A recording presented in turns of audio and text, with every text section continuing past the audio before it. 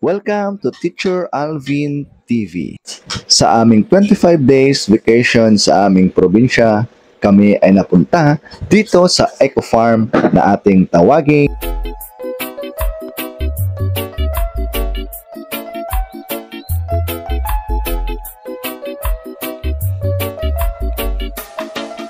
sa Luciano Eco Farm. Ang kainan na ito ay napapalibutan ng dragon fruit at iba't ibang uri ng halaman. At syempre, hindi mawawala dito ang napakagandang tanawin. At ano pa nga ba ang masasarap nilang mga pagkain?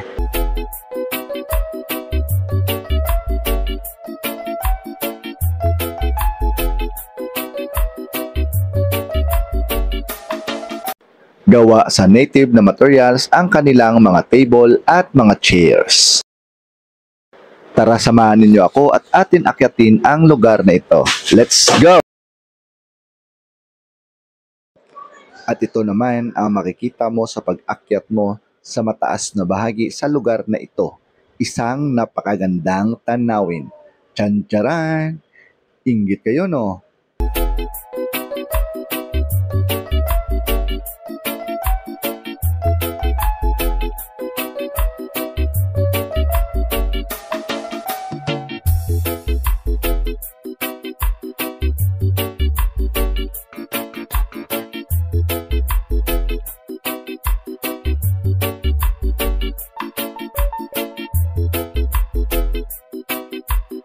Kung sawa na kayo sa magandang tanawin, tara at tikman naman natin ang kanilang masasarap na pagkain. Pizza,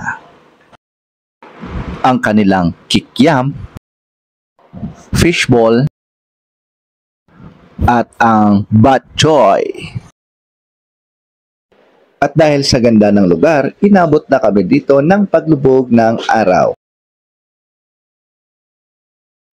Makakalimutan pa ba natin dito ang 360 angle sa ganito kagandang views sa lugar na ito? At ikaw ay mapapasabi na, wow, biaw! Maraming salamat sa pagsama sa aking mga amigo dito sa Luciano Eco Farm located at Barangay Biao, Binalbagan, Negros Occidental. Adios, amigos!